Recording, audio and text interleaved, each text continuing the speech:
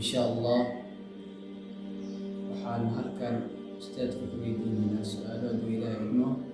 Ustaaduna qaadir waxaan ku weydiinaynaa maxaa keena ciriiriga iyo dhibaatooyinka. falyatafadal mashkuura. جزاك الله خير الجزاء عبد القادر walaalkayga qaaliga marna saaxiibkayga. su-aasha maanta su-aal aad u qurxoon waaye, waana su-aal u baahan maanta jawaabteeda anaga dhammaanteena mujtamaceena u baahan inay jawaabta ay helaan amaba ay fahmaan maxaa xal ah, maxaana keena dhibaatooyinka asalka. intaan su-aasha cabdulqaadir aan ka jawaabin waxaan guud aan ka jawaabi doonaa asalka dhibaatooyinka iyo ciriiriga ama musiibooyinka maxaa keena. cabdulqaadir, musiibooyinka run ahaantii ilaah subxaana wa tacaala addoommadiisa ma dulmiyo, laakiin dhibaatooyinkan badan mar walba waxaa asbaab u ah bin aadamka ayaga asbaab isku ah. ayadoo ilaah subxaana wa tacaala uu ayado badan qur-aanka inoogu sheegay. tusaale ahaan aayaddu ilaah subxaana wa tacaala uu nagu leeyahay fi suurati taha: waman acrada can dikrii faina lahu maciishatan danka ونحشره يوم القيامة أعمى قال رب لم حشرتني أعمى وقد كنت بصيرا قال كذلك أتتك آياتنا فنسيتها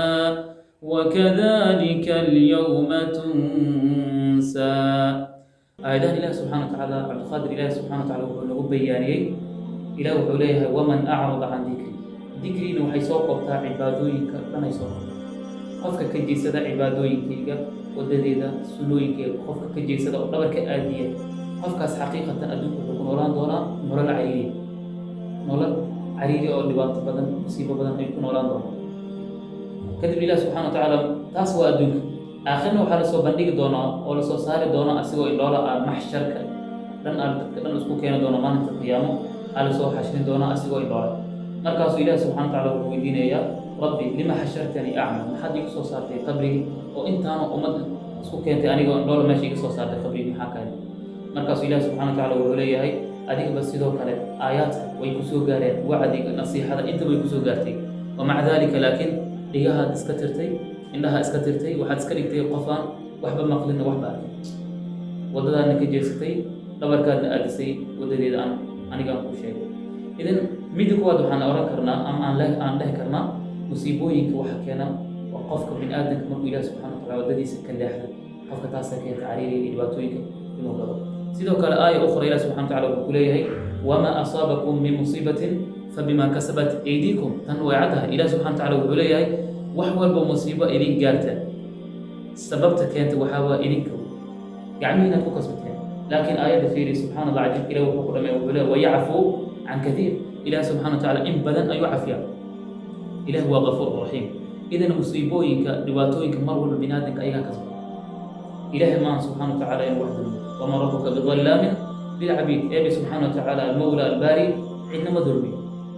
xataa midqaala darati min khardal ilah ma dulmiyo qofka asiga mar walba isdulmiyo, asiga mar walba dhibaatooyinka musiibada isku rida. sidoo kale aaya ukhra ilah wuxuu ku leeyahay dahara alfasaadu fi lbari walbaxr bima kasabat aydi nnaas. ilah wuxuu leeyahay dhulka iyo baddaba waxaa ku faaftay fasaadkii yaa ka dambeeya mar aydi nnaas, dadka gacmahooda ay ku kasbadeen. fasaadkaas dadka ayagaa faafiya mar walba. had tusaale ahaan fiiri, markii internetkan ay soo baxday dadka badana maxay sameeyeen? kood way wanaagsanayeen, dadka gabdhaha way asturnaayeen, wiilasha sidoo kale. laakiin internetka markay soo baxday maxaad zaa'id noqotay oo badatay fasaadkii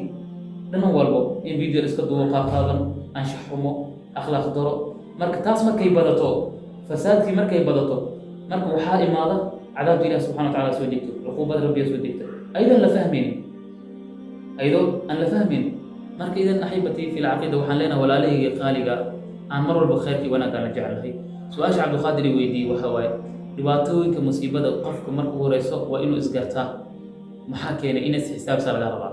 qofka muslimkana sidoo kale waxaa ognahay in la dhahay xaasibuu anfusakum qabla an tuxaasabuu, inaad marka hore isxisaabiysaan idinka inta laydin xisaabinin. idan markii dhibaatay timaado ama kurbo ama musiibo qofku markuu dareemo waxaa laga rabaa inuu isxisaabiyo. talo intee laga haastaa maxaa keenay dhibaatooyinkan musiibadan labaan idinku dari doonaa dhibaatooyinka musiibada laba u qaybsamaan kow imaa waxaa laga yaabaa qofka haddii aad isku aragto adigu wanaag ku jira oo ilaahi subxana wataala xirigiisa fiican ku dhigay khayrkii wanaag mar walba ku dadaala haddaa imtixaan isku aragto dhib iyo cariir haddaad dareentid macnaheeda maahan adiga ilaahi subxana wataala inuu ku nacban yahay bal markaas waxaa waaye ilaahay ayaa rabo imtixaankan lagu imtixaamay in ilaahi subxana watacaala uu agtiisa aad u dhawaato darajadaana kor lagu qaado inta aad sabraysa marka ilaahi subxana wataala wuxuu leeyahay innamaa yuwaffa saabiruuna ajrahum bigayri xisaab dadka sabra ajarkooda xisaab la-aan wa يعني لما تري كرو خير في وناجي الله سبحانه وتعالى أسيد ولا ما نتقيم قوات وأسيد إذا الصبر كمرك ومهم قف كمسلم كمؤمن ابتلاء بيان أيها الدين كان الجوع والمرضى تعصي الله سبحانه وتعالى القرآن سبحانه وتعالى في سورة العنكبوت أول يعني آية أول رئيس ألف لام ميم أحسب الناس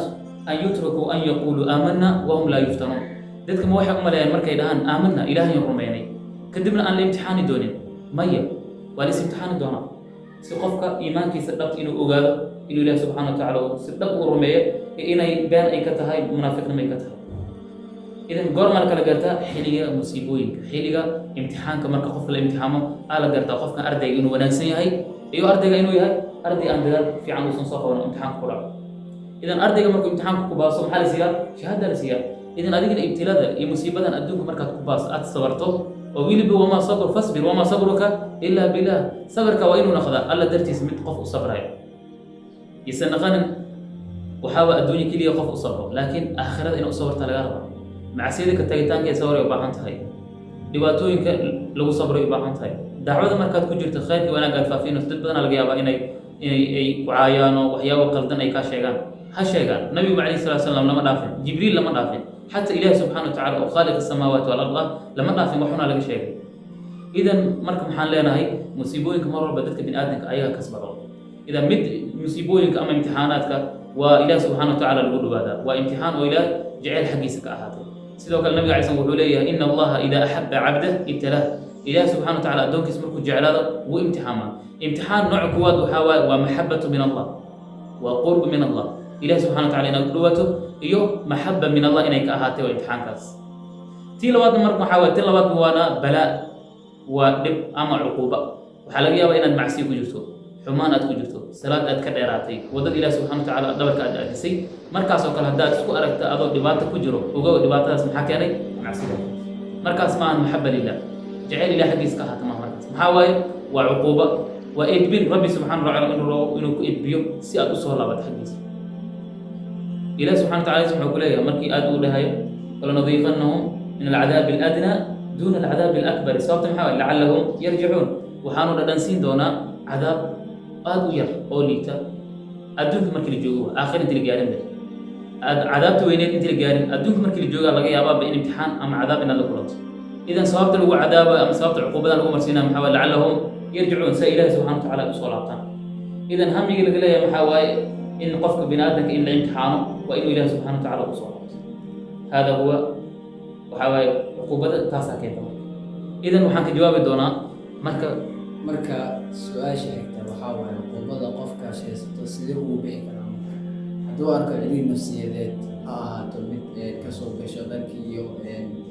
لنكاش يو عبادة أو عبادة أساسية يناتو تصدق به كلام إذا عبد القادر حالك ويبديهن إله سبحانه وتعالى